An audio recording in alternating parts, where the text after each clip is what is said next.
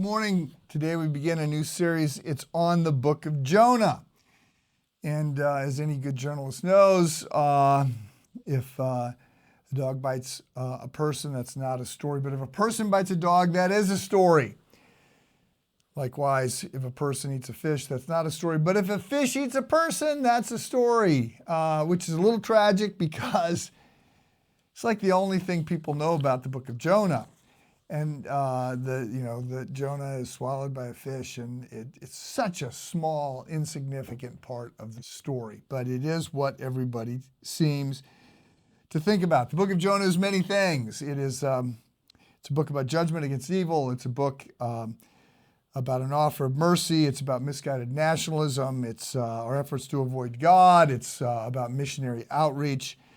It's a lot of things other than a fish. By the way, it's also a foreshadowing of some important New Testament things. Obviously, the resurrection of Jesus. I think it's also a foreshadowing of a couple of parables, the prodigal son and good Samaritan. But anyway, all that aside, today I just want to set it up. And so we're just looking at Jonah chapter 1, verse 1, which reads, "The word of the Lord came to Jonah, son of Amittai." So we know two things about Jonah. First of all, that he is a prophet, because that is what the word of the Lord is sort of code for somebody being a prophet. So in the Old Testament, there were three primary offices that that are all going to be fulfilled by Jesus, but that God was working through prophet, priest, and king. So Jesus will be the ultimate prophet. He'll be our high priest. He'll be the King of Kings, right? So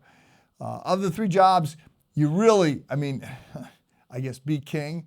If you can't be king, be priest. Prophet is a bad job. You don't want to be a prophet. It's a hard job. You got to say hard things to people. And generally, it doesn't go well for prophets. But anyway, Jonah's a prophet. He's got his union card. We're not told much about him, which leads to some speculation that he's actually somebody we already know something about, which would mean that he's the Jonah mentioned in 1 Kings chapter 4, who is a prophet, and he gets to make some funny pronouncements. But I just want to say that he is a prophet of the Lord. And I want to note here, this is a point I've made a number of times. So the word Lord, when it appears in English in an English Bible, it means two different things. It either means Lord, it means it is Yahweh, it is the covenant name of God, the name that God gives to Moses in in Exodus chapter 3, when Moses says, who are you? What is your name? When I go back and they ask about you, and he gives the name, which was the covenant name of God, different than all the other titles that were used to refer to God. The other word, when the word Lord appears, it means Adonai, which is the Hebrew word for master, Lord in that sort of more traditional sense.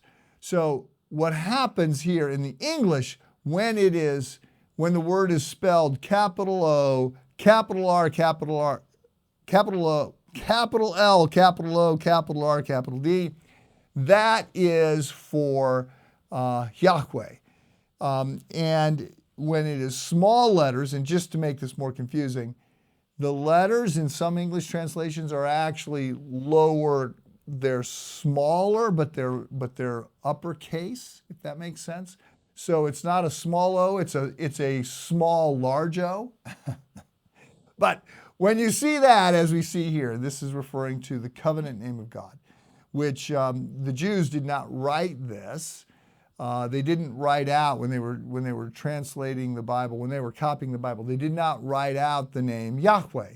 They didn't want to do that because they didn't want to ever take the name of the Lord in vain. And so they would always sort of do this thing where they would put the consonants, we call them radicals in Hebrew, the consonants of the word Lord with the vowels of the word Adonai.